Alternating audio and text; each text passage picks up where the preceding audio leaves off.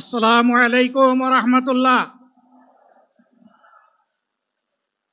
আলহামদুলিল্লাহি রাব্বিল আলামিন ওয়াসসালাতু ওয়াসসালামু আলা রাসূলিহিল কারীম ওয়া আলা আলিহি ওয়া সাহবিহি ওয়া আহলি বাইতি আজমাইন। বাংলাদেশ জামায়াতে ইসলামী কর্তৃক আয়োজিত আজকের এই জাতীয় সমাবেশে উপস্থিত সম্মানিত জাতীয় নেতৃবৃন্দ, বন্ধু সংগঠনের নেতৃবৃন্দ, শহীদ পরিবারের গর্বিত সদস্যবৃন্দ, 24 জুলাই যোদ্ধাবৃন্দ, আপামর দেশবাসী এবং আমার সাংবাদিক বন্ধুগণ, আমি সর্বপ্রথম মহান রবের দরবারে শুকরিয়া আদায় করছি। ফ্যাসিবাদের পতনের পর অত্যন্ত অনুকূল পরিবেশে আল্লাহ রাব্বুল আলামিন আজকের এই সমাবেশটি করার আমাদেরকে তৌফিক এনায়েত করেছেন, আলহামদুলিল্লাহ। 2 দিন আগে ঝড়ধারায় বৃষ্টি ঝরেছে। অনেকে আশঙ্কা করেছিলেন কি হবে, মানুষগুলা সেদিন কি শান্তিতে বসে 2টি কথা শোনার সুযোগ পাবে। আল্লাহ রাব্বুল আলামিন আজকের দিনটা অনেকটা এয়ার কন্ডিশন করে দিয়েছেন, আলহামদুলিল্লাহ। বৃষ্টি নেই, তীব্র রোদও নেই। আল্লাহ তাআলার পক্ষ থেকে তার গোলামদের প্রতি এই যে মেহেরবানি, এর জন্য নত শিরে আরেকবার আমি শুকরিয়া আদায় করছি, আলহামদুলিল্লাহ। সম্মানিত বন্ধুগণ, যাদের ত্যাগ এবং কুরবানির বিনিময়ে 15.5 বছরের কঠিন অন্ধকার যুগের জাতাতলে পিষ্ট হয়ে যারা তিলে তিলে দুনিয়া থেকে নির্যাতিত হয়ে বিদায় নিয়েছেন, অপশক্তির বিরুদ্ধে প্রতিবাদ করতে গিয়ে বিদায় নিয়েছেন, যারা লড়াই করে আহত হয়েছেন, পঙ্গুত্ব বরণ করেছেন, আমরা তাদের সকলের কাছে গভীরভাবে ঋণী। মহান আল্লাহর দরবারে তৌফিক চাই, বাংলাদেশ জামাতে ইসলামীর অস্তিত্ব যতদিন থাকবে আল্লাহ যেন তাদের ঋণ পরিশোধ করার শক্তিটাও ততদিন আমাদেরকে দান করেন। আমি গভীর পরিতাপের সাথে আপনাদেরকে জানাচ্ছি, আজকের এই বিশাল সমাবেশ আয়োজন করতে গিয়ে আমাদের 3 জন ভাই ইতিমধ্যেই দুনিয়া থেকে বিদায় গ্রহণ করেছেন। খুলনার দাবকুপ উপজেলার আমির জনাব মৌলানা আবু সাইদ বিদায় নিয়েছেন। পাবনার বয়োজ্যেষ্ঠ একজন মুরব্বী জনাব মুস্তাফিজুর রহমান, তারা এই আয়োজনে আসতেই পারেননি। আসার পথেই আল্লাহ তাআলা তাদেরকে তার কাছে তুলে নিয়েছেন। আরেকজন ভাই এখানে অসুস্থ হয়ে তিনিও ইন্তেকাল করেছেন, শাহ আলম। মহান রবের দরবারে দোয়া করি, আল্লাহ তাআলা তাদের উপর রহম করুন, তাদেরকে ক্ষমা করুন, জান্নাতুল ফেরদাউসের নিয়ামত তাদেরকে দান করুন, তাদের আপনজনদেরকে আল্লাহ তাআলা সবরে জামিল আতা করুন। সম্মানিত ভাইয়েরা, আবু সাইদরা যদি বুক পেতে না দাঁড়াতো, এই জাতির মুক্তির জন্য যদি বুকে গুলি লুফে না নিত, হয়তোবা আজকের এই বাংলাদেশটা আমরা দেখতাম না। ইতিমধ্যে হয়তো আরো অনেক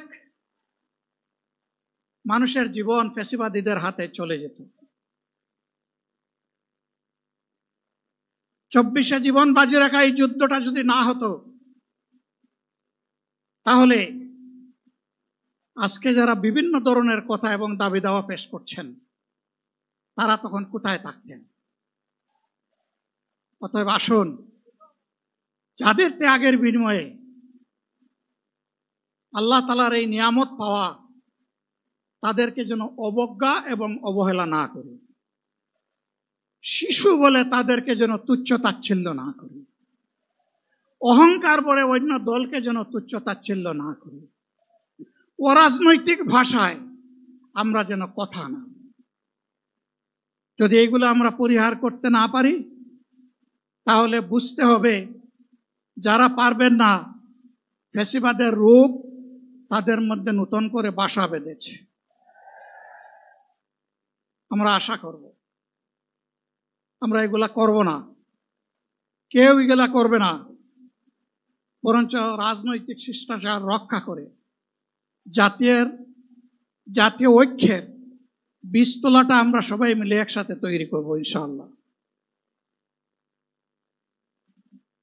সম্মানিত ভাইয়েরা, আসরের নামাজ আসন্ন, আরো অনেক বক্তা ছিলেন, তাদেরকে আমরা দিতে পারি নাই, আমরা দুঃখিত।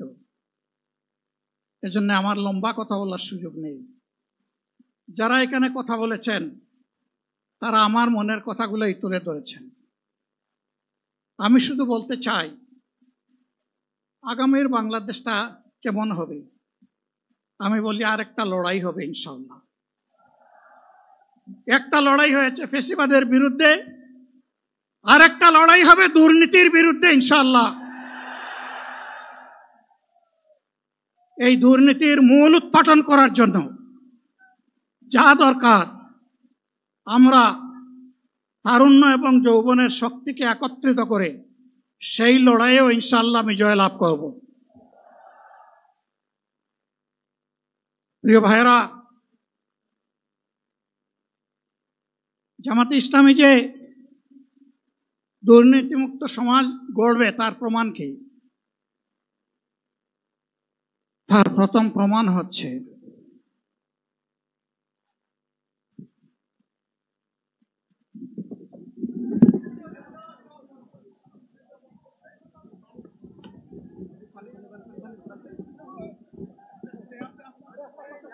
আপনারা অবস্থান করুন যার যার জায়গায়।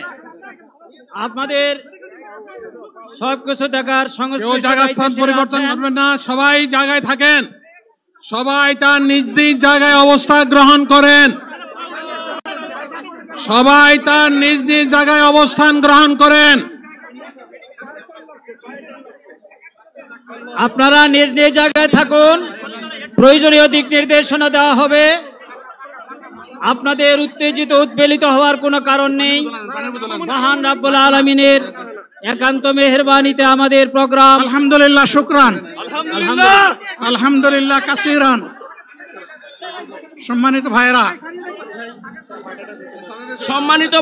আপনারা সম্মানিত ভাইরা, আল্লাহ রাব্বুল আলামিনের রসের মেহমানিতে এই গরমের কারণে মাহফিল মুহতারাম আমিরে জামাত অচিরেই সুস্থ হয়ে যাবেন ইনশাআল্লাহ।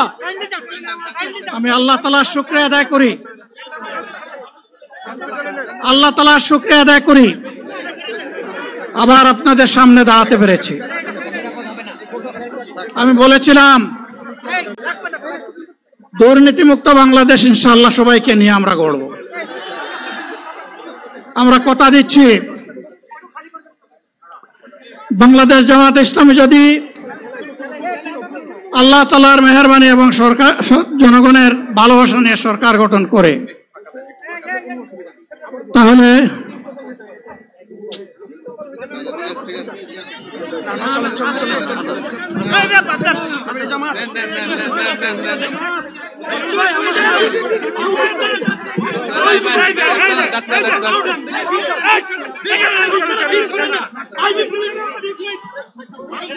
আপনারা নিজ নিজ জায়গায় অবস্থান করুন। আমাদের স্বেচ্ছাসেবকগণ আছেন, সংশ্লিষ্ট বিভাগের দায়িত্বশীলরা আছেন, তারা প্রয়োজনীয় ব্যবস্থা নেবেন। কারো মাইকের সামনে আসার দরকার নেই।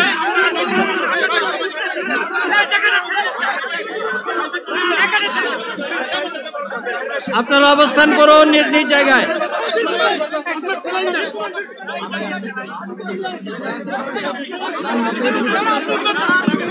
সবাই মেহেরবানি করে শান্ত হয়ে বসুন, শান্ত হয়ে বসুন, শান্ত হয়ে বসুন।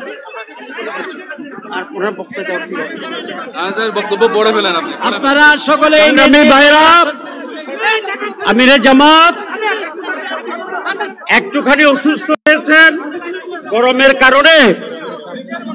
কারণে হয়েছে, কিন্তু উনি বারবারই চেষ্টা করছিলেন বক্তব্য দেওয়ার জন্য। ডাক্তাররা বলছেন ওনার আর বক্তব্য রাখা ঠিক হবে না। ওনার যে বক্তৃতা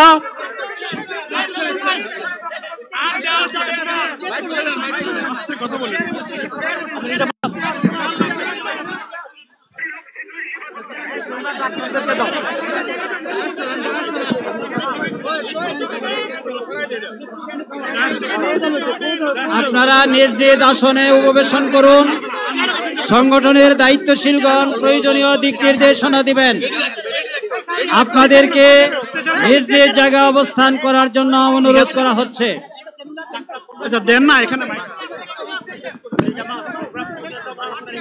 আপনাদের এই ড্রোন গুলো আলহামদুলিল্লাহ আলহামদুলিল্লাহ। আরে আল্লাহ যত সময় হায়াত দিয়েছেন, আল্লাহ যত সময় হায়াত দিয়েছেন তত সময় মানুষের জন্য লড়াই করব ইনশাআল্লাহ। এ লড়াই বন্ধ হবে না।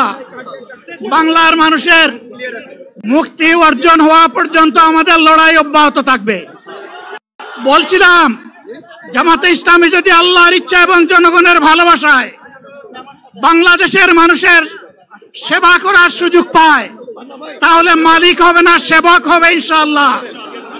আজ আমি ঘোষণা দিচ্ছি, লক্ষ জনতাকে সাথে নিয়ে বাংলাদেশ জামাতে ইসলামী থেকে যারা আগামীতে সংসদ সদস্য হিসাবে নির্বাচিত হবেন, আরে আপনারা কথা বন্ধ করেন, আপনারা কথা বন্ধ করেন, সবাই বসে পড়েন, সবাই বসেন বসেন, কেউ দাঁড়াবেন না, সবাই বসেন। যদি আল্লাহর ইচ্ছায় জনগণের ভালোবাসায় বাংলাদেশ জামাতে ইসলামী থেকে সংসদ সদস্যরা নির্বাচিত হয়ে সরকার গঠন করেন তাহলে কোন এমপি কোন মন্ত্রী আগামীতে সরকার কিন্তু প্লট গ্রহণ করবে না।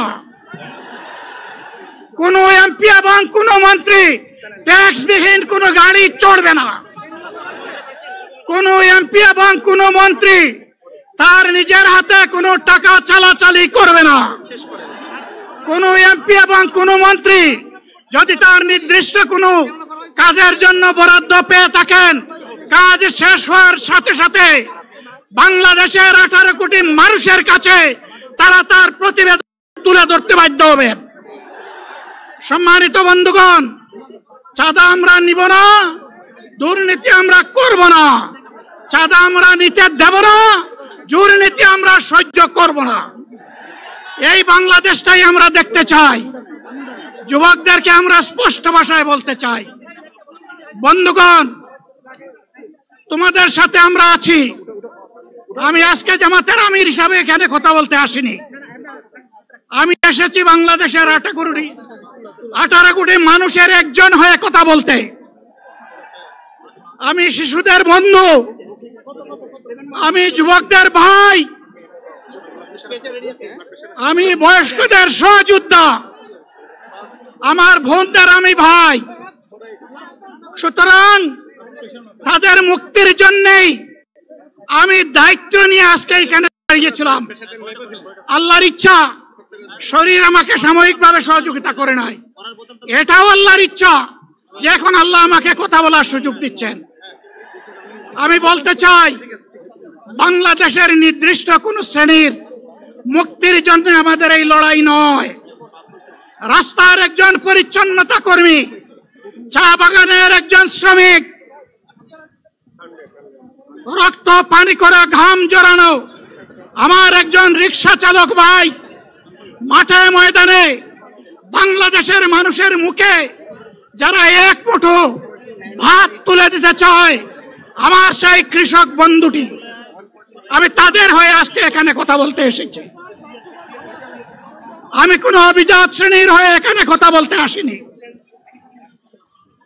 আল্লাহ তাআলার অশেষ মেহেরবানি, আজীবন সকল রক্ত চক্ষুকে উপেক্ষা করেছি, জেল জুলুমের পরোয়া করি নাই। আমার আফসোস, 24 সালে জাতিকে মুক্তি দিতে গিয়ে যারা জীবন দিয়ে শহীদ হলো, আমি তাদের একজন হতে পারলাম না। আপনাদের কাছে দোয়া চাই, ইনসাফের ভিত্তিতে একটি দেশ গড়ে তোলার জন্য আগামীতে যে লড়াই হবে, আমার আল্লাহ যেন সেই লড়াইয়ে আমাকে একজন শহীদ হিসাবে কবুল করেন। সম্মানিত বন্ধুগণ, আমাদের প্রিয় শহীদ নেতৃবৃন্দ